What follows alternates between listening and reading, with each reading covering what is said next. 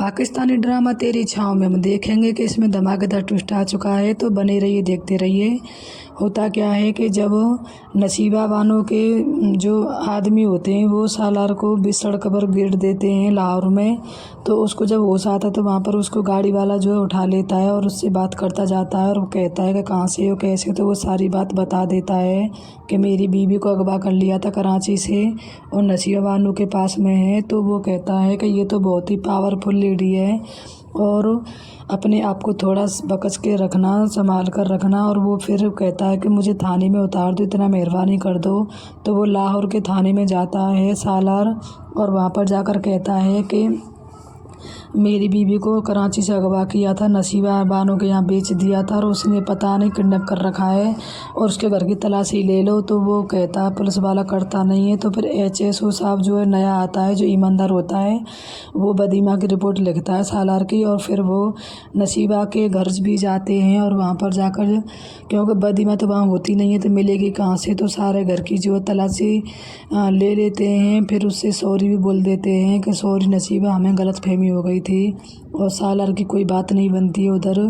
तो दूसरी तरफ हम क्या देखेंगे कि इधर जो है मिर्ज़ा के ऊपर जो है अचानक से मलार जो है हमला कर देता है। मिर्ज़ा उस टाइम पर बदीमा के पास बैठा होता है तो उसको कह रहा होता है कि तुम अपने आप को मुझे सौंप दो, प्यार से कह रहा हूँ मैं, नहीं तो बहुत बुरा होगा। तो वो कहती है मैं मरना मंजूर करूँगी लेकिन मैं कभी भी अपने आप को नहीं सौंपूँगी, मेरे मरने के बाद तुम कुछ भी कर सकते हो। तो इस पर मिर्ज़ा बहुत गुस्सा होता है तो वो उससे कहता है अपने सेक्रेटरी से कि इसको जो है बंद कोठरी में बंद कर दो जहाँ बिल्कुल अंधेरा हो और इसको एक बूंद तक पानी मत देना जब तक मैं ना कहूँ। तो वो लेने के लिए चलता है तो फिर उसको बंद कर देते। इतने में ही मिर्ज़ा के ऊपर जो है मलार के आदमी जो है हमला कर देते हैं और आपस में गोलीबाजी चलने लग जाती है उनके बीच में। तो मिर्ज़ा जो है अपने ठिकाने को छोड़कर वहाँ से भाग जाता है। मिर्ज़ा को गोली लग जाती है।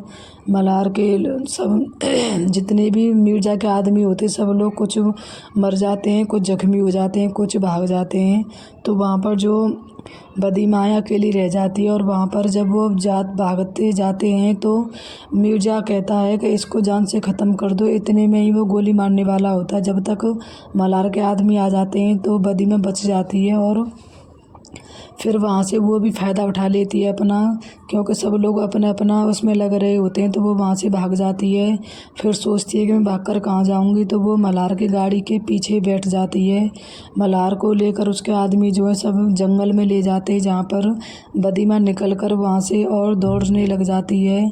फिर इधर उसकी जब मलार कहता है, मलार के आदमी जब आते हैं तो उसको उसका दुपट्टा दिखाई देता है। तो वो कहता है कि भाई हमारे पीछे कोई लेडीज़ तो आई है जिसका दुपट्टा मेरे पास है।